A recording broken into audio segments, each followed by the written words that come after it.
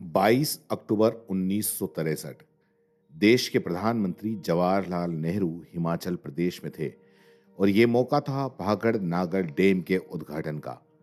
पंडित नेहरू ने इस मौके पर कहा था कि ये बांध ही आधुनिक भारत के मंदिर हैं। पर आज 61 साल बाद हम आपको इसके लिए क्यों बता रहे हैं? क्योंकि इस बांध के उद्घाटन के दिन ही मुंबई में एक पुल का निर्माण शुरू हुआ था और आज के दिन माने 12 जनवरी 2024 को ये पुल बनकर तैयार हो चुका है। इस पुल का नाम मुंबई ट्रांस हार्बर लिंक है, लेकिन इसे पूर्व पीएम अटल बिहारी वाजपेयी की याद में अटल सेतु बुलाया जा रहा है। तो आज इस वीडियो में आपको बताएंगे कि अटल सेतु क्या है, इसके पीछे बनने का मकसद क्या है और इसे बनाने में 60 साल क्यों लग गए और इससे पर्यावरण को क्या नुकसान हो सकता है।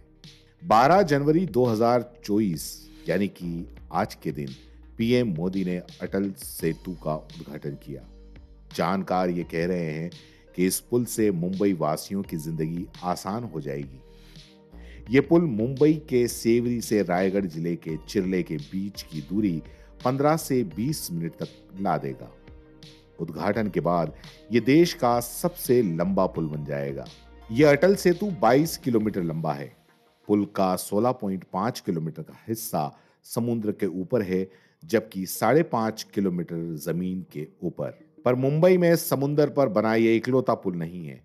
इससे पहले भी बांद्रा वर्ली सी लिंक मौजूद है, तो फिर आखिर इसकी जरूरत क्यों पड़ी? मुंबई की आबादी 2 करोड़ से ज्यादा है और हर साल इसकी संख्या में कुछ न कुछ इजाफा हो ही जाता है। अब आबादी ज्यादा है तो गाड़ियों की संख्या भी ज्यादा होगी। नतीजा मुंबई का ट्रैफिक हो जाता है आउट ऑफ कंट्रोल। इस वजह से यहां सी ब्रिज की जरूरत महसूस हुई। तो ये तो हुई जरूरत की बात। अब समझते हैं कि इस पुल को कैसे बनाया गया और बनने में कितना समय लगा और कुल कितने पैसे खर्च हुए। तो दरअसल बात शुरू होती है 60 के दशक से। बंबई की लगी खाड़ी यानी कि बे और मैनलैंड के बीच एक पुल बनाने की सोची गई। सबसे पहले एक American consultancy firm Wilbur Smith associate ने 1963 में इसका आइडिया सुझाया। फिर किन्हीं कारणों से इस पर आगे काम नहीं हो पाया। पुल का काम लेट हुआ। फिर आया 90 का दशक और सरकार की नजर फिर से इस पर पड़ी। इसके लिए टेंडर्स निकाले गए। 2006 में 2008 में अनिल अंबानी की रिलायंस इंफ्रास्ट्रक्चर ने इसकी बोली लगाई और जीत गए। पब्लिक प्राइवेट पार्टनरशिप यानी कि पीपीपी के तहत रिलायंस इंफ्रास्ट्रक्चर को ये ब्रिज 9 साल 11 महीने में बनाकर तैयार करना था। इस समय इसकी लागत 6000 करोड़ रुपया बताई जा रही थी। 2008 में अनिल अंबानी को कॉन्ट्रैक्ट तो मिला, लेकिन कुछ महीनों बाद अंबानी की कंपनी ने प्रोजेक्ट से हाथ खींच लिए। इसके बाद टेंडर पे टेंडर, बिडिंग पे बिडिंग हुई। इस पर प्रोजेक्ट जैसे वहीं रुक गया। फिर इसे बनाने वाली नोडल एजेंसी को बदला गया। अब जिम्मेदारी Mumbai metropolitan region development authorise यानी कि MMRDA के पास में आ गई। तो उसके बाद में काम ने थोड़ी रफ्तार पकड़ी। MMRDA ने इसके लिए जापान की agency international corporation agency JICA के साथ में एक एग्रीमेंट किया। इस एग्रीमेंट के तहत JICA पूरे प्रोजेक्ट की लागत का 80% फंड करने पर सहमत हो गई। इसके अलावा बाकी का जो खर्च केंद्र और राज्य सरकार को मिलाकर उठाना था। पूरी डील और टेंडर की प्रक्रिया दिसंबर 2017 में पूरी हो गई और 2018 के शुरुआती दिनों में काम भी शुरू हो गया। प्रोजेक्ट की कुल लागत 21,200 करोड़ रुपया आई, जिसमें 15,100 करोड़ रुपए JICA जापान की कंपनी की तरफ से मिला हुआ लोन है और बाकी का खर्चा केंद्र और राज्य सरकार मिलाकर उठाए। तो अब समझते हैं कि इस पुल का निर्माण कैसे किया गया और क्या-क्या इसमें लगा है और उसके मेगा स्ट्रक्चर में क्या लगा है।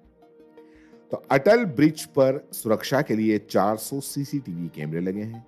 इसके साथ ही समुद्र जीवों के लिए एडवांस लाइटिंग की गई है। इस तरह की लाइटिंग का प्रकाश सिर्फ पुल पर ही पड़ता है, जिससे समुद्री जीवों को आर्टिफिशियल लाइट से दिक्कत नहीं होती है। इस पुल को बनाने में कंक्रीट का जमकर इस्तेमाल हुआ है। कंस्ट्रक्शन साइट पर कंक्रीट पहुंचाने के लिए ट्रकों ने जितने चक्कर काटे, उतना अगर सीधे चलें तो धरती से चांद तक पहुंच जाएं। इस पुल में आयरन बॉर्ड्स लगी है, जिसे हम आसान भाषा में छड़ या सरिया कहते हैं। इन आयरन बॉर्ड्स का वजन अगर करें तो इसमें 17 एफिल टावर बनकर तैयार हो जाएं। और तो और इस पुल में 85,000 टन स्टील का इस्तेमाल हुआ है। ये इतना स्टील है कि जिससे 180 से ज्यादा बोइंग विमान 747 बनाए जा सकते हैं। तो पुल का पूरा तिया पांचा तो आपने समझ लिया, लेकिन अब समझते हैं कि इस पुल पर किन लोगों को फायदा होगा, और सबसे बड़ी बात कि इस पुल पर आखिर पैसा कितना लगेगा। तो MMRDA और JICA के मुताबिक इस पुल से शहर के सेवरी और चिरले के बीच की दूरी आधी हो जाएगी। अभी सेवरी से चेरले के बीच की दूरी 38 किलोमीटर है। पुल से ये दूरी महज 16 किलोमीटर तक सीमित कर रह जाएगी। यानी इस रास्ते से ट्रेवल करने पर आपके 60 से 90 मिनट बचेंगे। इसके अलावा चिरले से सड़क मुंबई पुणे एक्सप्रेस से जो जुड़ती है, उस पुल पर एलिवेट कनेक्टर लगाए जाएंगे जो अभी अंडर कंस्ट्रक्शन है। इसके पूरे होने के बाद में मुंबई से पुणे, लोनावाला, अलीबाग और गोवा जाने वाले लोगों का सफर आसान हो जाएगा। साथ ही नवी मुंबई में बन रहे एयरपोर्ट से चिल्ले की दूरी महज 14 किलोमीटर है। अटल सेतु से एयरपोर्ट जाने वाले लोगों को भी सहूलियत मिलेगी। तो ये बात हुई आसानियों की। अब खास बात पर आते हैं कि इस अटल ब्रिज पर, इस अटल पुल पर लगने वाले टैक्स की, इस पर कितना टैक्स लगेगा। तो इसके लिए आपको 250 रुपए का टोल टैक्स चुकाना होगा। अब ऐसा माना जा रहा है कि अटल ब्रिज पर हर दिन करीब 7,000 से ज्यादा गाड़ियां गुजरेंगी। अटल सेतु पर मुंबई ट्रैफिक पुलिस के मुताबिक अटल सेतु पर motorcycle, moped, three wheelers, tempo, auto rickshaw, tractor और धीमी गति से चलने वाली गाड़ियों को लाने की मंजूरी नहीं होगी। इस पर car, taxi, light motor vehicle, mini bus, 2XL बस, छोटे ट्रक आ सकेंगे। इस पुल से साउथ मुंबई से नवी मुंबई तक पहुंचने में अब बस 20 मिनट का समय लगेगा। पहले तकरीबन 2 घंटे का समय लगता था।